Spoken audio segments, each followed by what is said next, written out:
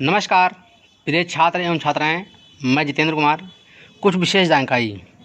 ये जो dictation video दी गई है इसमें अनुपम टाइपिंग बुक से दी गई है, जो पेज 19 से लेकर के पेज 42 तक की डिक्टेशन दी गई है, जिसमें आपकी 60 की स्पीड से लेकर के 100 की स्पीड तक दी गई है।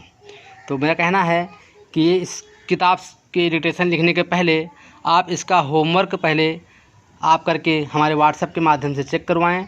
उसके बाद में गलतियों को समझें, सब चिन्ह को याद करें। उसके बाद 10 बार प्रैक्टिस करें। 10 बार प्रैक्टिस पूरी हो जाने के बाद पहले 60 की स्पीड को टारगेट करें, फिर 70 को करें, फिर इसी प्रकार 100 तक करेंगे तो आपकी स्पीड बढ़ती जाएगी। जो नए बच्चे ये वीडियो देख रहे हैं, लिखने का प्रयास कर रहे हैं, उनको अगर संपूर्ण जानकारी चाहिए तो हमारे कॉन्टैक्ट नंबर्स से संपर्क करें। Ready, start. सहारा संसार का सबसे बड़ा गर्म मरुस्थल है।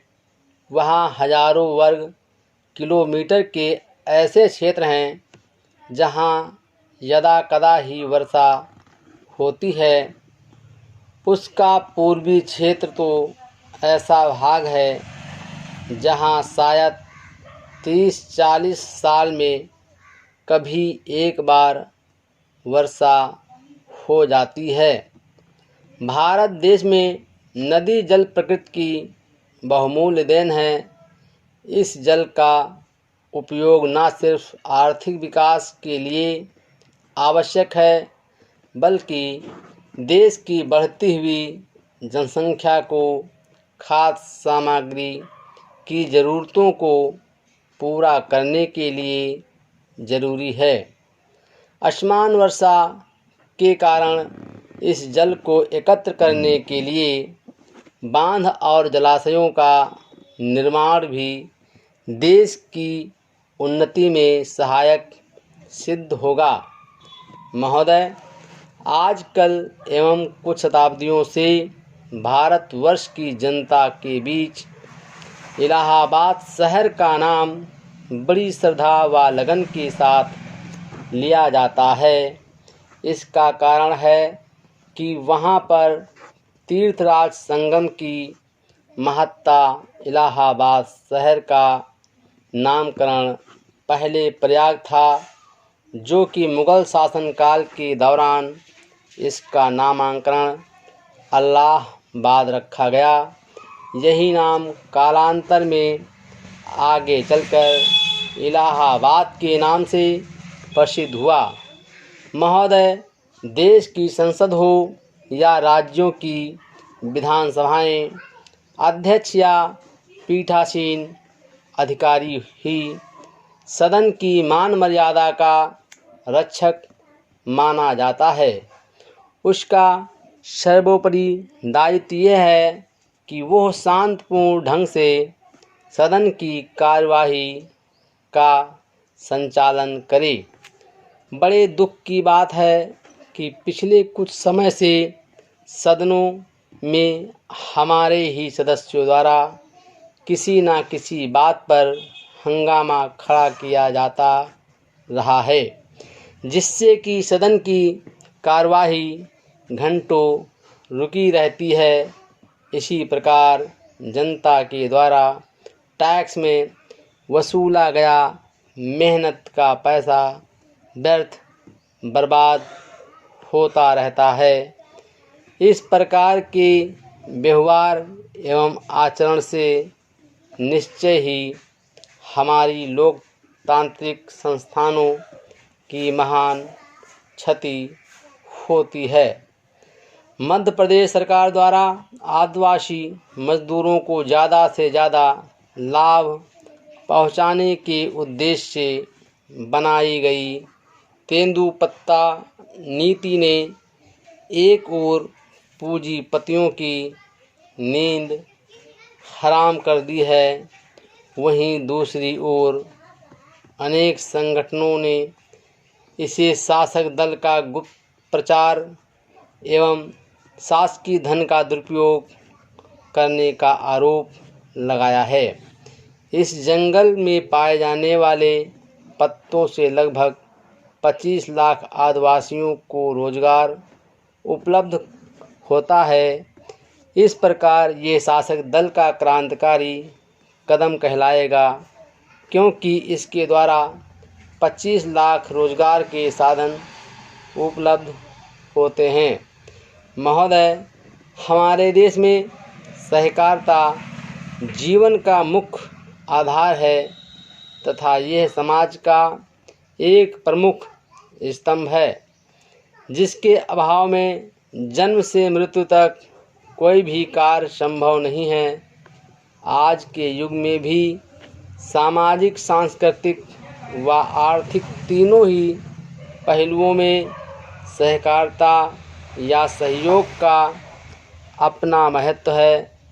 चूँकि हमारा देश कृषि प्रधान देश है, इसलिए आज भी देहात में खेती में मदद करने में, जन्म, विवाह, मृत अवसरों पर आपसी सहयोग के अनगिनत उदाहरण आज भी देखे जा सकते हैं।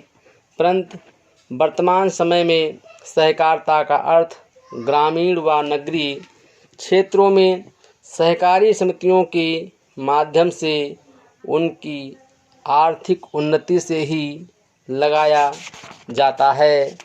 जब तक हिंदी भाषी को हृदय से स्वीकार नहीं करते, तब तक वो राष्ट्रभाषा का स्थान नहीं पा सकती है।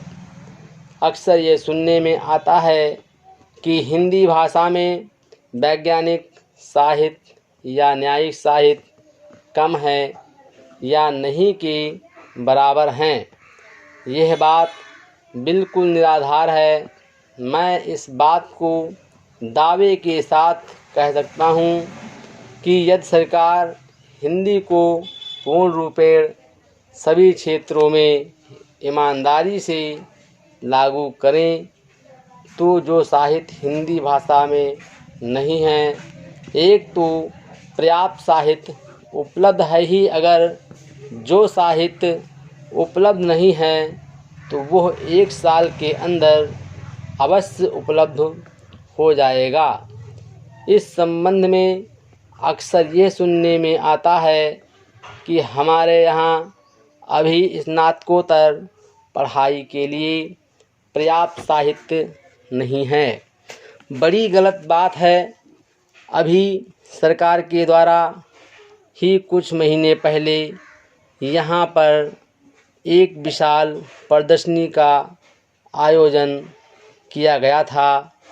उस प्रदर्शनी में जिन पुस्तकों का प्रदर्शन किया गया था, उन पुस्तकों से यह बात स्पष्ट है कि हमारे यहाँ पर वैज्ञानिक, न्यायिक और शास्त्रीय विषयों पर भी हिंदी में पर्याप्त पुस्तकें हैं।